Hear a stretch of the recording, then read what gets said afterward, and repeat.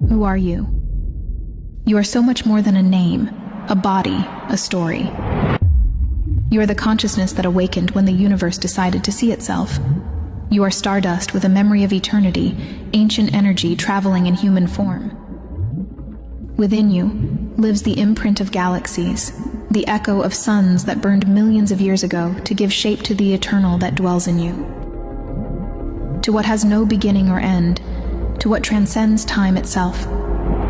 You are not lost. You are remembering. You are not broken. You are evolving. You are the space between the visible and the unseen, the bridge between what was and what can be, a spark of the all, creating reality with every thought. Who are you? You are the universe, experiencing itself as you.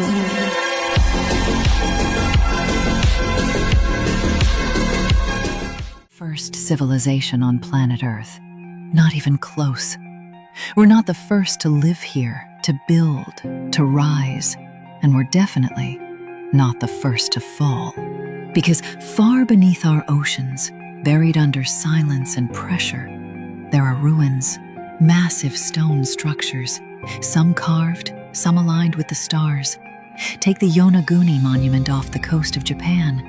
Giant megaliths, steps, platforms, cut with angles too perfect for nature, estimated to be over 10,000 years old, which means it existed before history officially began. Then there's the Gulf of Khambat in India, an entire city underwater, found by sonar, confirmed by divers, complete with roads, walls, artifacts older than the pyramids, or the temples beneath Lake Titicaca, the structures off the coast of Cuba, the ones lost to the sands of Egypt. All of them whispering the same thing. Something came before us, and maybe the flood stories weren't metaphors. Maybe Atlantis wasn't a myth.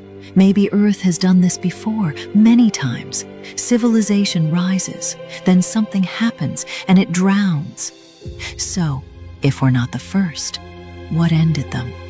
And more importantly, are we next?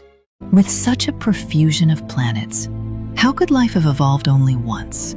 Even if the probability of its appearance were absurdly low, the universe is most likely teeming with life, especially since this universe is in constant transformation. Each day, 275 million stars, and therefore planets, are born. Just as many come to the end of their lives, and all are in constant motion. Human beings cannot even identify their own position, a position that is never fixed.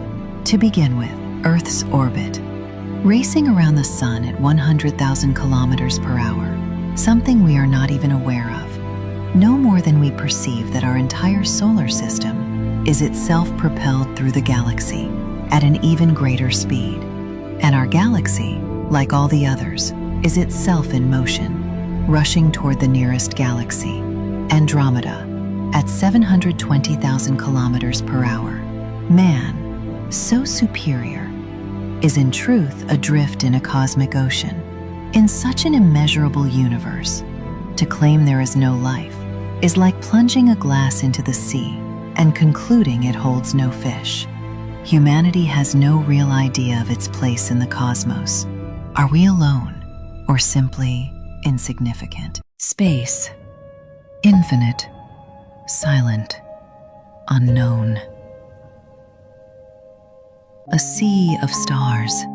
Galaxies without number. The visible universe. Only a fraction of what exists. Nebulas bloom like cosmic gardens. Black holes tear reality itself apart. Galaxies collide in slow-motion dances lasting billions of years. There are suns 1,000,000 times brighter than ours. And voids so empty, light itself takes billions of years to cross them. Everywhere, creation and destruction. Stars born, stars dying. Planets forming, planets ending. And beyond what we can see, more, always more. An endless infinity. stretching further than imagination can follow. Did you know? In quantum physics, time doesn't even exist. The equations that describe our universe, they work perfectly without time. At the quantum level, particles don't travel from the past to the future. They don't move. They simply exist. Some scientists believe time is just a trick, an illusion your brain uses to organize change. Now imagine this. The past, the present, and the future are all happening right now, like pages in a book already written. The human eye, a masterpiece of evolution built to capture light, shape, and color. It can focus faster than any camera lens and detect a single photon in total darkness. Impressive, right? For all its brilliance, our vision is painfully limited. Eagles can spot a rabbit 2 miles away. Their eyes, 8 times sharper than ours. What we see as distant blur, they see in high definition. Mantis shrimp? They don't just see colors, they see dimensions of color. Ultraviolet, polarized light, a rainbow beyond human imagination. Snakes, on the other hand, don't need light at all. They feel it, sensing heat through the darkness, every warm body glowing like a living flame. Bees see secret trails painted in ultraviolet on flowers, neon roadmaps to nectar that we'll never notice. What looks like beauty to us is survival to them. And cats, their eyes reflect more light than ours ever could. That eerie shine at night, it's not magic, it's evolution perfecting the predator's gaze. So yes, our eyes are good at admiring sunsets and art, but the world we see is only a fraction of what truly exists. There are hidden colors, invisible shapes, entire realities wrapped around us, unseen. So maybe the real question isn't how well we see, but how much we're blind to. The point is, each of you has a different brain, but the school system treats you like you're all the same. They shouldn't be teaching you what to think, but how to think. The true sign of intelligence is not knowledge, but imagination. So, we should drop out of school and just imagine all day. Heavens no! The teachers at school can be a great resource for some kids, but stop seeing school as the only possibility for education. You were learning before you sat in a classroom, and you will continue to learn long after school. That's true. Most of the coolest stuff I've learned hasn't been at school, like how to set up lighting so I can film at night, and how scared my mom gets when I film at night. So you're saying you did all your best work outside of school, learning on your own? Precisely. Classrooms aren't required when learning is desired. Everyone is a genius, but if you judge a fish on its ability to climb a tree, it will live its entire life believing it's stupid. The point is, not everyone learns the same. So, if you're trying your best in school and still struggling, it doesn't mean you're not smart. You just need a chance to learn in a way that matches your own personal amazing brain. You have never touched anything in your entire life. Not your phone, not the person you love, not even the ground beneath your feet. When you press your hand against a surface, it feels solid, comforting, real. But at the atomic level, your skin never actually makes contact. The electrons in your hand and the electrons in that surface are both negatively charged, and like two magnets facing the same pole, they repel each other with invisible force, that feeling of touch. It's not contact, it's resistance. It's the electromagnetic force pushing your atoms away, a microscopic standoff happening billions of times every second. Even when you slam your hand on a table, you're not touching it, you're hovering above it, suspended by invisible energy. The solidity you feel is just your nerves translating that electromagnetic push into pressure. Now imagine this: if the electromagnetic force were to vanish for even 1 second, every atom would lose its boundary. The world would dissolve. You would fall straight through the floor, through the core of the earth, and into nothingness. Every wall, every planet, every star gone. Matter itself would collapse into an infinite singularity of pure chaos. So the next time you feel something, the texture of rain on your skin, the warmth of another person's hand, remember, this, you're not touching them. You're feeling the space between worlds, the tension between existence and collapse, and yet that tiny, invisible force field, that quantum cushion that keeps everything apart, is the only reason you exist at all. The illusion of touch is what separates the universe from total destruction. You have never truly touched another person, but maybe that's what makes every connection feel so impossibly rare. Who are you? A fleeting name, or the frequency that holds galaxies together? You are not just a body. You are energy, vibration, ether shaped into human form. Within you burns the same fire that ignites the stars, the same current that expands the universe. Who are you? You are spark and totality, drop and ocean, a bridge between the visible and the invisible. You are the echo of infinity, eternity breathing in a single instant. Who are you? You are the universe, experiencing itself through you.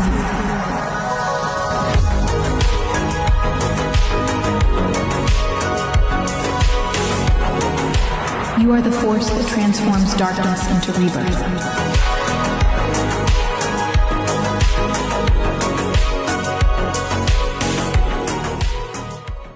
According to psychology, people who can't fall asleep without a blanket, even in the heat of summer, are showing a behavior called somatic self-soothing. This isn't about temperature, it's about pressure and containment. The body isn't asking for warmth, it's asking for safety.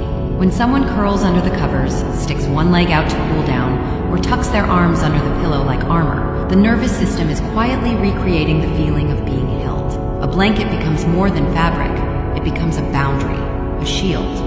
A soft weight that says, you're protected. Psychology shows that even light pressure can calm the autonomic nervous system, lowering stress hormones and mimicking the comfort of a hug. The roots of this behavior often trace back to childhood environments lacking affection, boundaries, or safety.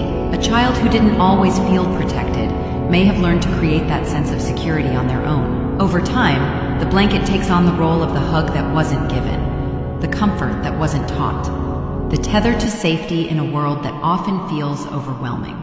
As adults, this shows up in two clear ways. 1. Blankets as armor. Being fully uncovered doesn't just feel uncomfortable, it feels vulnerable. The fabric acts like a barrier between them and the world.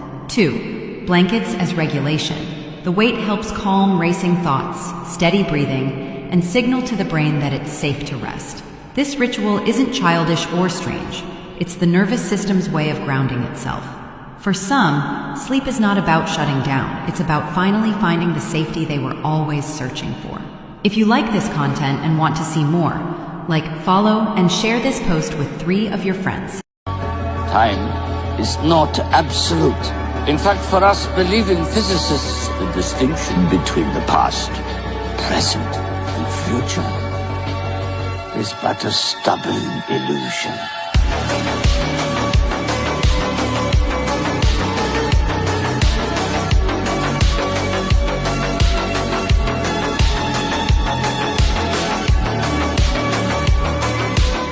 At the smallest scale of the universe, the rules of reality break. This is quantum theory, and it changes everything you thought you knew. Imagine a particle, the tiniest building block of existence. At the quantum level, it can be in 2 places at once. It's called superposition. It's not here or there. It's both until you look, and when you do look, the act of observing forces it to choose. It's like reality doesn't exist until you're watching. Then there's entanglement. 2 particles, separated by light years, can still affect each other instantly. Einstein called it spooky action at a distance. It's as if the universe ignores space and time. And here's the wild part: your body, your mind, your thoughts are all made of these same particles. So what does that mean about you? Quantum theory isn't just science. It's a mirror showing us how strange reality really is.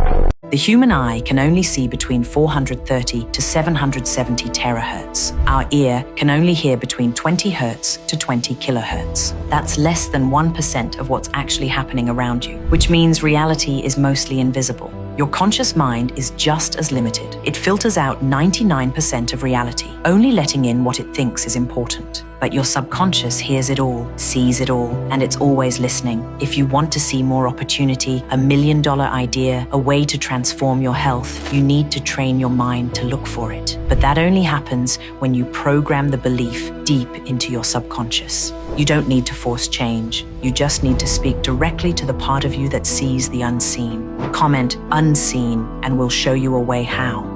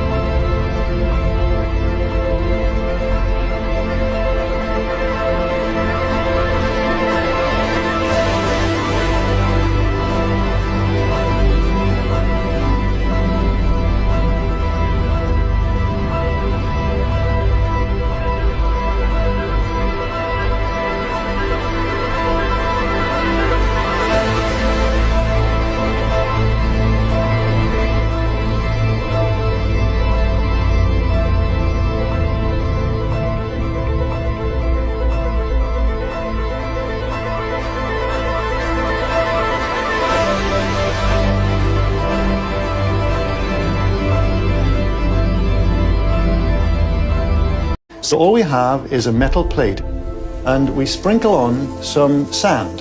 What you see here is completely formless. In other words, there's no pattern at all. Then we take a violin bow, and we're going to play the plate with the violin bow. You see a beautiful star appears on the plate. Now, that pattern that forms is basically the sound made visible, and it's kind of magic. And now watch what happens when we make this plate vibrate from an electronic piano.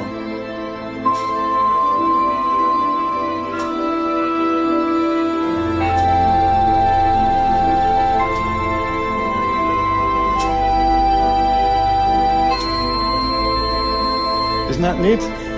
Gravity wasn't discovered in Europe. Ancient India already had a word for it. Meet the Surya Siddhanta, a Sanskrit astronomy text written over 1,500 years ago, based on oral knowledge that may go back 3,000 plus years. It said the Earth is a sphere, that it rotates, and it's held in space by a force called Gurutvakarshana, what we now call gravitational pull. It mapped planetary orbits, nailed the solar year to 365.256 days, used sine and cosine before Europe even knew trigonometry existed. And here's the twist. It wasn't written in equations. It was all written in Sanskrit verse. Long before Europe discovered gravity, India had already given it a name. Could Newton have been inspired by Indian texts? What do you think? In 100 years, in 2124, we will all be buried with our relatives and friends. Strangers will live in our homes which we fought so hard to build, and they will own everything we have today, including that car you spent a fortune on. Our descendants will hardly know who we were. How many of us know our grandfather's father? After our death, we will be remembered for a few years. And a few years later, our history, our photos, our deeds go into the dustbin of oblivion. We won't even be memories. Maybe if one day we stopped to analyze these questions, we would understand how ignorant and weak the dream of obtaining everything was, always having more and more without having time for the things that are really worthwhile in this life. I'd change all that to live and enjoy those walks I've never taken, those ungiven hugs and kisses to our children and our loves. That is what life is all about. जय पराजय क्या अंतर पड़ता है? अंतर इससे पड़ता है कि तुमने युद्ध किया या नहीं। तुमने धर्म के विरुद्ध युद्ध किया इंद्रजीत, पर अपने कर्म पर अडिग रहे। एक पुत्र का कर्म, एक योद्धा का कर्म अंतिम सांस तक निभाते रहे। तुमने जीवन ऐसा जिया कि एक प्रकार से मृत्यु पर विजय पा ही ली। मृत्यु वो अंत नहीं जो हम सोचते हैं, है ना? मृत्यु जीवन का अंत नहीं, एक नए जीवन का आरंभ है। जीवन एक अंतहीन चक्र है और मृत्यु बस उसका एक छोटा सा हिस्सा। नश्वरता ही जीवन को जीने योग्य बनाती है। अमरता तो वो जोंक है जो जीवन का रस चूस लेती है, अपने ही दो पैरों पर अपने शव का बोझ उठवाती है अनंत काल तक। Vishnu sleeps in the cosmic ocean. The lotus of a universe grows from his navel. On there sits Brahma, the creator. Brahma opens his eyes, a world comes into being. Governed by an Indra, closes his eyes, the world goes out of being. Opens his eyes, a world comes into being. Closes his eyes, and the life of a Brahma is 432,000 years, and he dies. The lotus goes back, another lotus, another Brahma. And then think of the galaxies beyond galaxies in infinite space. Each a lotus, with the Brahma sitting on it, opening his eyes, closing his eyes with Indras. क्या भगवान हो? हाँ, मैं ही हूँ भगवान। ओह, तो अब क्या होने वाला है? क्या मैं स्वर्ग जाऊंगा या फिर नरक में, ऐसा कुछ? कहीं नहीं। जीवन का महत्व ही यही है कि मैंने इस पूरी ब्रह्मांड को बनाया तुम्हारे कुछ सीखने के लिए। क्या आपका मतलब अच्छाई से है? क्या आप चाहते हो कि हम कुछ सीखे? नहीं, सिर्फ तुम्हारे लिए। इस ब्रह्मांड को मैंने सिर्फ तुम्हारे लिए बनाया है। हर जीवन के साथ तुम बड़े और समझदार बनते हो, और ऐसे ही तुम एक समझदार और बुद्धिमान आदमी बनते हो। क्या सिर्फ मैं? और बाकी सब लोगों का क्या? यहाँ पर कोई और लोग नहीं है। इस पूरे सृष्टि में खाली सिर्फ तुम और मैं। लेकिन धरती पे जो जितने भी लोग हैं वो सब तुम हो। एक तरीके से लोग तुम्हारे ही अवतार है। क्या इसका मतलब मैं हर कोई हूँ? अब तुम्हें चीजें समझ आ रही है।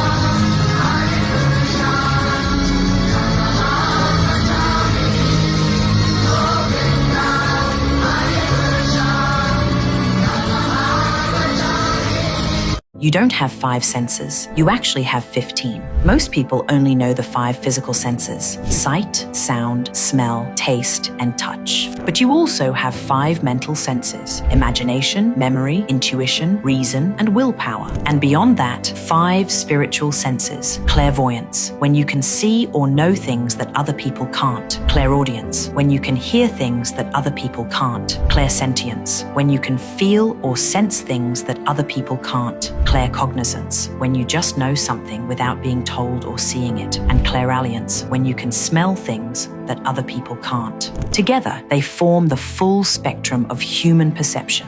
If you've ever felt like there's more to life than what you see, it's because you've only been taught to use 1/3 of your senses. Awakening the others unlocks a whole new reality. Tonight, close your eyes and test one.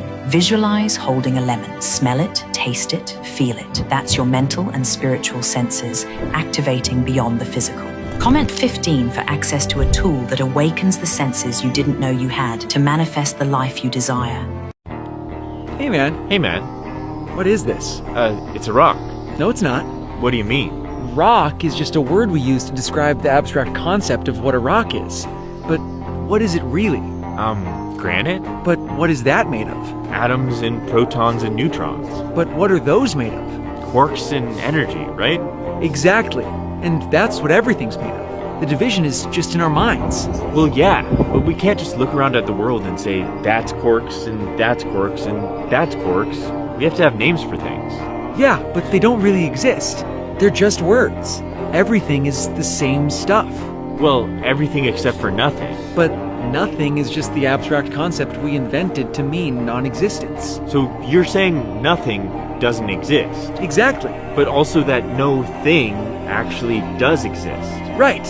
But then the entire universe, everyone who's ever lived, everything and nothing, are all just the same thing. And words can't even begin to describe the beauty of what it all really is. Well, yeah. Oh, right.